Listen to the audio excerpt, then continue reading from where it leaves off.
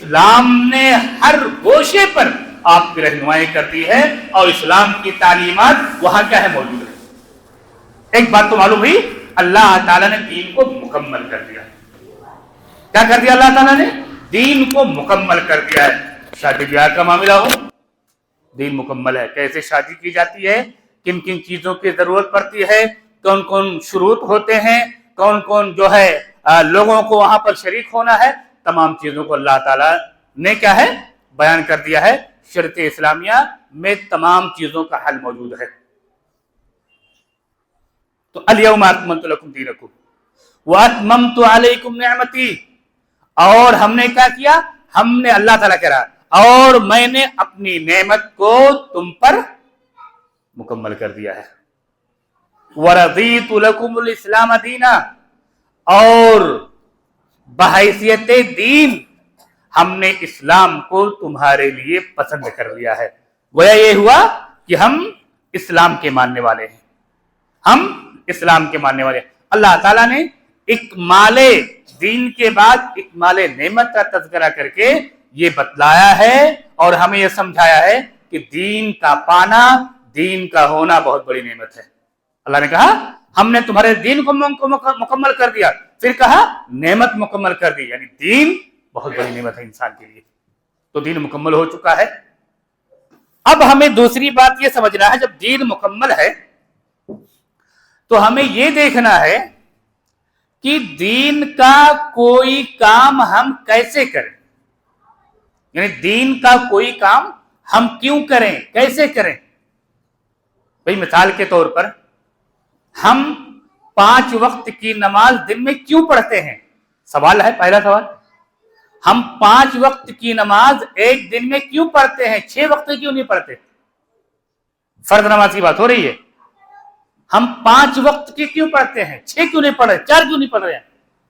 تو ایک عام سے عام انسان یہی کہے گا کیونکہ ہماری شریعت میں ایسے ہے، اللہ نے ہمیں ایسے حکم دیا ہے، نبی کریم صلی اللہ علیہ وسلم نے ایسے کہا ہے 5 وقت کی نماز پڑھو۔ تو کیا معلوم ہوا اس سے؟ اس سے معلوم یہ ہوا کہ ہم عبادت اپنی مرضی سے نہیں کر رہے ہیں۔ معلوم ہے کہ نہیں ہوا؟ ہر انسان بتا دے گا۔ بھئی جب آپ سے سوال کیا گیا آپ 5 وقت کی نماز کیوں پڑھ رہے ہیں، آپ کا جواب کیا ہوا؟ آپ کا جواب یہ ہوا اللہ تعالیٰ نے ہمیں حکم دیا، نبی کریم صلی اللہ علیہ وسلم کی جو ہے کتابوں کو، حدیثوں کو ہم نے پڑھا تو ہمیں معلوم ہوا ایک دن میں 5 وقت کی فرض نماز ہے۔ اب اگر آپ سے پوچھا جائے بھئی آپ 1:45 بجے فجر کی نماز کیوں نہیں پڑھتے، تو آپ کا کیا جواب ہوگا؟ بتائیے۔ آپ کا جواب یہ ہوگا کہ فجر کا وقت یہ نہیں ہے، فجر کا وقت وہ ہے۔ کیسے آپ نے جانا؟ ہم نے حدیث کی کتاب پڑھی، ہم نے حدیث کو دیکھا، حدیث میں یہ بات صاف صاف آئی ہوئی ہے۔ کیا آئی ہوئی ہے؟ یہ آئی ہوئی ہے کہ بھائی دیکھو فجر کا وقت اتنے بجے شروع ہوتا ہے، اتنے بجے ختم ہو جاتا ہے کہ نہیں؟ آپ خود جواب دے رہے ہیں، آپ جواب دے رہے ہیں کہ نہیں دے رہے؟ خود جواب دے رہے ہیں۔ فجر کا وقت اتنے بجے شروع ہوتا ہے، اتنے بجے ختم ہو جاتا ہے۔ 4 بجے، 3:45 بجے ہم جو نماز پڑھتے ہیں عصر کی نماز کہا جاتا ہے، اس وقت ہم نہیں فجر پڑھتے ہیں، نہیں، حدیث میں آیا ہے یہ عصر کا وقت ہے۔ مغرب سورج غروب ہوتے ہی وقت شروع ہوتا ہے، اس وقت عشاء کی نہیں پڑھتے، نہیں، عشاء کا وقت بعد میں ہے۔ ہم خود یہ جواب دے رہے ہیں اور یہ مان رہے ہیں ہمیں جو عبادت کرنی ہے کہاں سے کرنی ہے؟ حدیث میں جیسا حکم ملا ہے، جس وقت حکم ملا وہ کرنی ہے۔ تو ہم نے کیا سمجھا نماز سے سمجھا نماز ہم اپنی مرضی سے نہیں پڑھ رہے ہیں، اللہ کی مرضی سے پڑھ رہے ہیں، اللہ کو خوش کرنے کے لیے اللہ نے حکم دیا ہے۔ کس وقت پڑھ رہے ہیں؟ جس وقت اللہ کا حکم ہے اس وقت پڑھ رہے ہیں۔ تو آپ نے خود جواب دیا۔ اس سے معلوم یہ ہوا کوئی بھی عبادت، کیا معلوم ہوا؟ کوئی بھی عبادت جب تک اس کی دلیل نہ ہو وہ عبادت نہیں مانی جائے گی۔ بات سمجھ میں آئی؟ کوئی بھی عبادت کی بات ہو رہی ہے، کوئی بھی عبادت جب تک اس کی دلیل نہ ہو وہ عبادت نہیں مانی جائے گی۔ اگر دلیل مل جائے گی ہم وہ عبادت کریں گے، اس عبادت کو ہم قبول کریں گے، اس عبادت پر عمل کریں گے۔ بات معلوم ہوئی؟ ٹھیک ہے، پہلی بات کہ وہ عبادت کا ذکر موجود ہو۔ اچھا ایک چیز، دوسری چیز ہم جو فجر کی نماز پڑھتے ہیں کیسے پڑھتے ہیں، یا فجر کی نماز کتنی رکعت پڑھتے ہیں؟ ہمارا جواب یہ ہوگا 2 رکعت فرض اور 2 رکعت سنت پڑھتے ہیں۔ سنت فجر کی نماز میں پہلے ہوتی ہے، فرض سے پہلے ہوتی ہے، اصل موقع اس کا وہی ہے۔ اب سوال یہ ہے، آپ فجر کی نماز 3 رکعت کیوں نہیں پڑھتے؟ ہے نا سوال؟ بھئی ہر آدمی سوال کر سکتا ہے۔ میں ایک جاہل گوار ہوں، آپ سے سوال کروں، بھئی میں چاہتا ہوں کہ میں 3 رکعت پڑھوں، تو آپ کیا کہیں گے؟ نہیں، اسلام میں 3 رکعت فجر کی نماز نہیں ہے، 2 ہی رکعت ہے۔ کیوں بھائی؟ نماز پڑھنا ہے، ہم زیادہ پڑھ لیں گے اللہ خوش ہوگا؟ نہیں، ہم کہیں گے نہیں۔ کیوں نہیں؟ اس لیے نہیں کہ ہمیں عبادت ویسے ہی کرنی ہے جیسے اللہ کے نبی صلی اللہ علیہ وسلم نے کر کے بتلایا ہے۔ 2 چیزیں ہمیں معلوم ہو گئی۔ ایک تو یہ معلوم ہوئی، کوئی بھی عبادت جب تک اس کا ثبوت نہ ہو، عبادت کی بات ہو رہی ہے، جب تک اس کے لیے دلیل نہ ہو تب تک اس عبادت کو ہمیں کیا ہے؟ نہیں کرنی ہے۔ دلیل مل گئی تو اب یہ دیکھنا ہے کیسے کرنی ہے۔ وہ کہاں ملے گا کیسے؟ اس کی کیفیت کہاں سے ہمیں ملے گی؟ اس کی کیفیت ہمیں ملے گی اللہ کے نبی صلی اللہ علیہ وسلم کی احادیث میں، آپ کے فرامین میں، آپ کی سیرت میں، صحابہ کرام نے جو بیان کیا اس میں ملے گی۔ تو معلوم یہ ہوا ہمیں نے 2 قاعدہ سیکھا۔ ایک قاعدہ کیا سیکھا؟ عبادت کی دلیل ہونی چاہیے۔ دوسرا قاعدہ سیکھا، عبادت کو اللہ کے نبی صلی اللہ علیہ وسلم نے کیسے کر کے بتلایا ہے ویسے ہی ہمیں اس عبادت کو کرنی ہے۔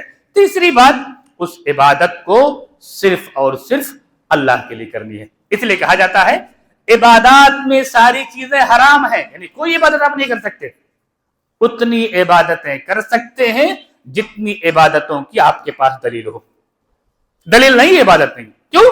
کیونکہ بھائی آدمی آج آپ کا ذہن کہہ رہا ہے یہ عبادت، کل اس کا ذہن کہے گا وہ عبادت، پرسوں اس کا ذہن کہے گا وہ عبادت۔ کون سی عبادت کریں گے آپ؟ دن کو کھلواڑ سمجھ لیں گے آپ؟ دن کو کیا ہے؟ کھلواڑ سمجھ لیں گے، مذاق بنا لیں گے آپ۔ اسی لیے ایک مسلمان کا فریضہ یہ ہے کہ عبادت کرنے سے پہلے سب سے پہلے یہ دیکھے کیا اس عبادت کی دلیل ہے؟ کیسے کرنی چاہیے؟ اللہ کے نبی صلی اللہ علیہ وسلم جیسے کر کے بتلایا ہے۔ کس کے لیے کرنی چاہیے؟ اللہ رب العالمین کے لیے کرنی چاہیے۔ اتنی چیزوں سے اگر وہ اتنی چیزوں کو بنیاد بنا کے اگر وہ عبادت کرتا ہے تو عبادت اللہ کو مقبول ہوتی ہے۔ اپنی مرضی سے انسان کو کچھ نہیں کرنا ہے۔ اب ہم دیکھتے ہیں کہ انسان جو خود سے عبادتیں کرتا ہے کتنی خرابیاں ہو سکتی ہیں اس کے لیے، اور کتنی دوریاں ہو سکتی ہیں اللہ کی رحمت سے اس کے لیے۔ ایک تو اللہ کے نبی صلی اللہ علیہ وسلم کی حدیث ہے، یہ حدیث سے پہلے ہم آیت دیکھتے ہیں۔ اللہ تعالیٰ نے کہا، کیا کہا؟ کہ آج ہم نے تمہارے لیے تمہارا دین مکمل کر دیا۔ کیا معلوم ہوا؟ ہمارا دین مکمل ہے۔ ہر مسئلے کی ہمیں وہاں پر کیا ہے؟ دلیل ہے، یا ہر مسئلے کا حل موجود ہے ہماری شریعت کے اندر۔ قیامت تک جتنے بھی نئے نئے مسائل ہوں گے، آج دیکھیے انٹرنیٹ کا زمانہ ہے، سوشل میڈیا کا زمانہ ہے، لیکن وہاں کی بھی تعلیمات آپ کو قرآن و حدیث میں ملے گی۔ کیسے اس کو چلانا ہے، کس طرح چلانا ہے، کیا ہمیں کرنا ہے، کیا چیزیں حرام ہیں، کیا حلال ہیں۔ جو ہے شیئر مارکیٹنگ آ گئی ہے، انٹرنیٹ کی دنیا میں مارکیٹنگ آ گئی ہے، لیکن سب کی تعلیمات موجود ہیں قرآن و حدیث کے اندر۔ تو اللہ تعالیٰ نے جب دین کو مکمل کر دیا، اب ہم اگر کوئی نئی عبادت کرتے ہیں، یاد رکھیں، دھیان سے سنیے، جو لوگ نئی نئی عبادتیں ایجاد کرتے ہیں ان کے لیے یہ پیغام ہے، اور ہر انسان کے لیے پیغام ہے۔ سوچیں کہ کیا واقعی یہ بات صحیح ہے کہ نہیں صحیح ہے۔ اب جو انسان خود سے کوئی عبادت کرتا ہے تو گویا اس کا یہ عقیدہ بن جاتا ہے، نعوذ باللہ من ذالک، کہ اللہ کے نبی صلی اللہ علیہ وسلم نے پوری باتیں ہم تک نہیں بتائی، ہے کہ نہیں؟ بھئی اللہ کے نبی کے زمانے میں ایک شعبان آیا، اللہ کے نبی کے زمانے میں رجب آیا، اللہ کے نبی کے زمانے میں رمضان آیا، اللہ کے نبی کے زمانے میں محرم آیا۔ ہم دیکھتے ہیں کہ آج موجودہ دور کے جو مسلمان ہیں، شعبان میں جو عبادتیں کرتے ہیں نہ अल्लाह के नबी ने किया, ना आपके पाकबाज सहाबा ने किया, ना उसके बाद ताबईन ने किया, ना तबे ताबईन ने किया. तो फिर क्या इंसान क्या गुमान करता है, क्या ख्याल करता है? यानी सबसे पहला वार कहां जाता है? अल्लाह के नबी सल्लल्लाहु अलैहि वसल्लम के ऊपर. नऊज़ बिल्लाह मिन ज़ालिक कि अल्लाह के नबी ने ये बातें छुपा करके रखी थी. अब देखो हमारे उलमा ने अल्लाह से फोन करके पता कर दिया. यही तो इंसान को समझ आएगा. भाई शाबान का महीना जब उस वक्त था और आज जो बातें हो रही हैं उस वक्त नहीं हुई थी, तो क्या इससे मालूम होता है? ये तो मालूम होता है कि अल्लाह के नबी सल्लल्लाहु अलैहि वसल्लम ने सही से दीन नहीं फैलाया. दूसरा जो हमला होता है दीन के ऊपर होता है, क्या होता है कि अल्लाह के नबी सल्लल्लाहु अलैहि वसल्लम की जिंदगी में दीन मुकम्मल नहीं हुआ था. यही तो हमला होता है. भाई शाबान में, रमजान में, रजब में, मुहर्रम में और न जाने आप कौन कौन सी इबादतों के नाम पर खुराफात करते हो. अल्लाह के नबी सल्लल्लाहु अलैहि वसल्लम के जमाने में वो इबादतें नहीं थी, तो इंसान क्या समझेगा? भाई दीन मुकम्मल नहीं था.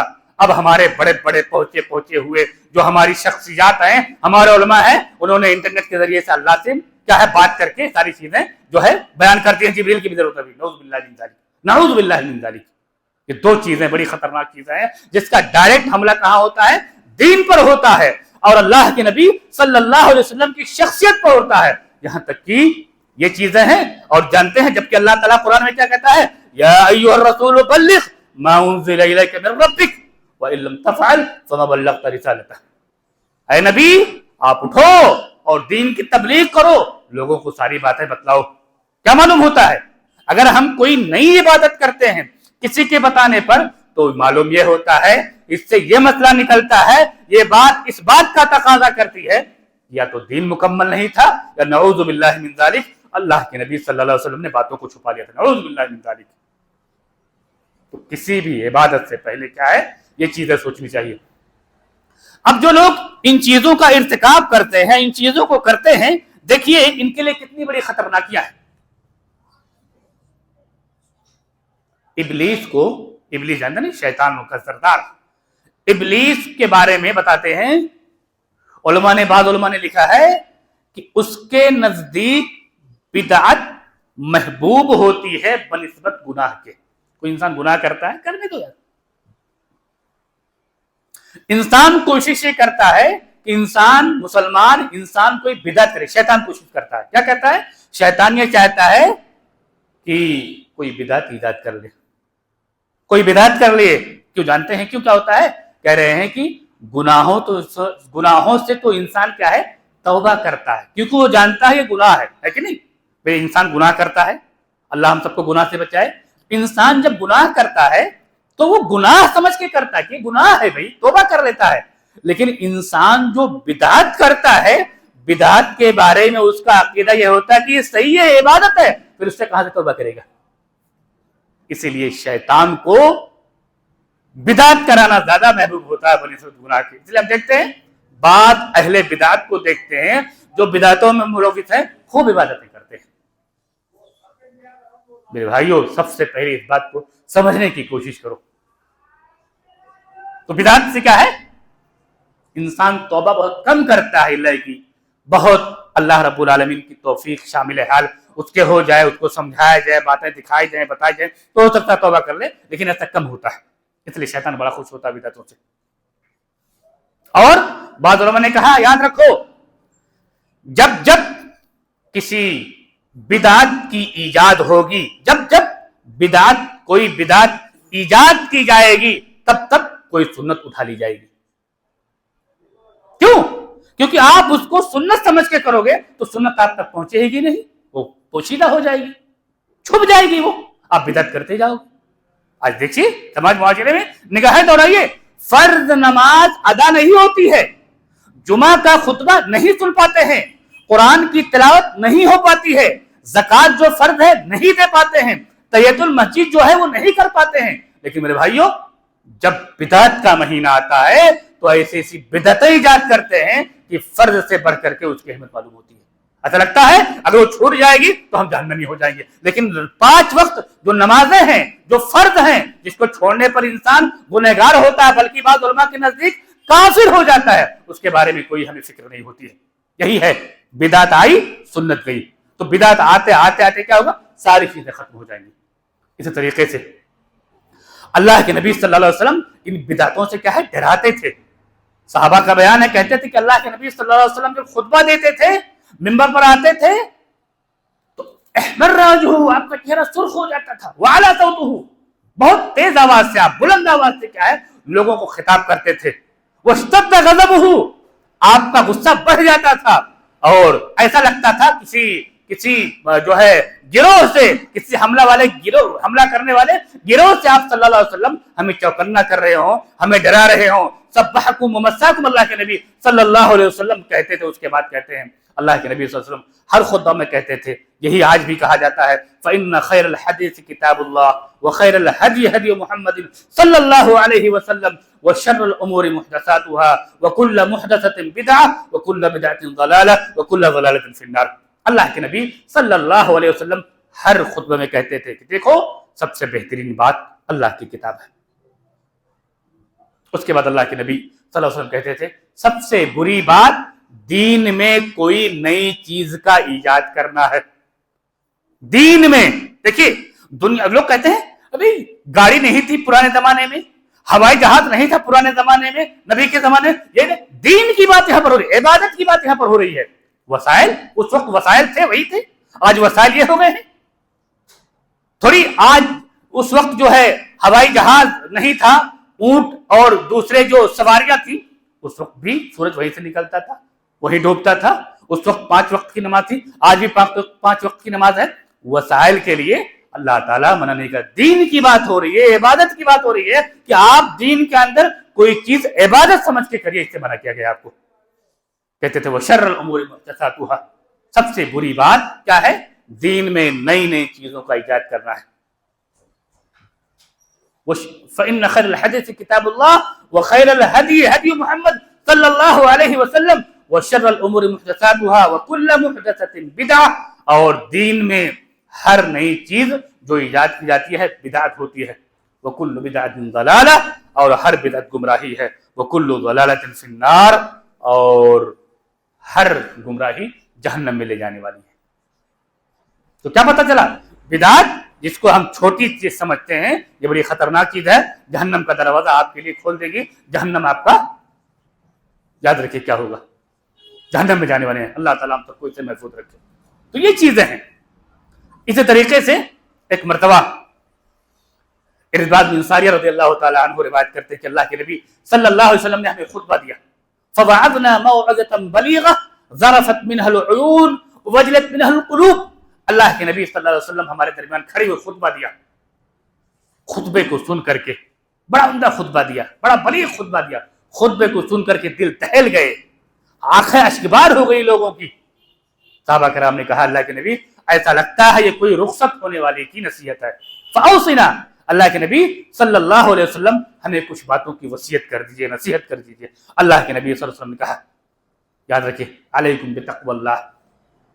سب سے پہلی بات کیا ہے؟ سب سے پہلی بات یہ ہے تم اللہ کا تقوی اختیار کرو. وعلیکم بسنتی وسنت الخلفاء الراشدین المہدیین تمسکوا بها وعضوا علیہا بالنواجذ.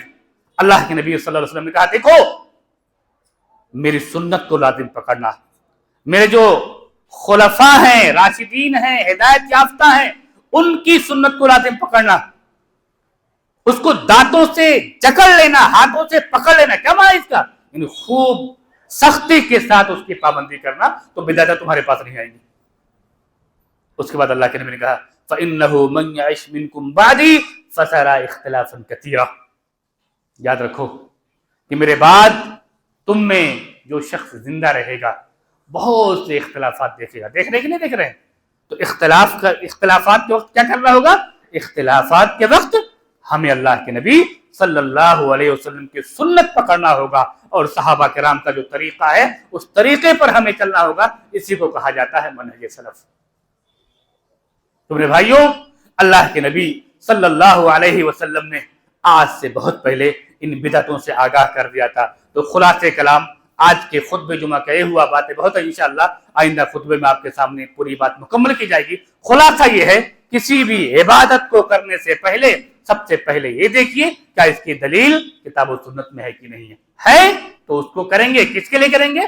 اللہ کے لیے کریں گے. کیسے کریں گے؟ اللہ کے نبی صلی اللہ علیہ وسلم نے جیسے کر کے بتلایا ہے ویسے کریں گے تو پھر انشاءاللہ آپ کے پاس بدعتیں کبھی نہیں آئیں گی. نہ کوئی بھی دنیا کے اندر آپ کو گمراہ کر سکتا ہے اور دین سے ہٹا سکتا ہے. اللہ تعالیٰ سے دعا کہ اللہ تعالیٰ ہمیں سنت پر قائم رہنے کی توفیق عطا فرمائے اور ہر قسم کے بدعت و خرافات سے رب العالمین ہماری حفاظت کرے. ہمیں جب تک زندہ رکھے سنت رسول پر زندہ رکھے. ہمارا خاتمہ ہو تو توحید پر ہو. آمین. بارک اللہ لی ولکم فی القرآن العظیم ونفعنی وإیاکم بالآیات والذکر الحکیم. انہ تعالی جواد کریم ملک بر رؤوف رحیم.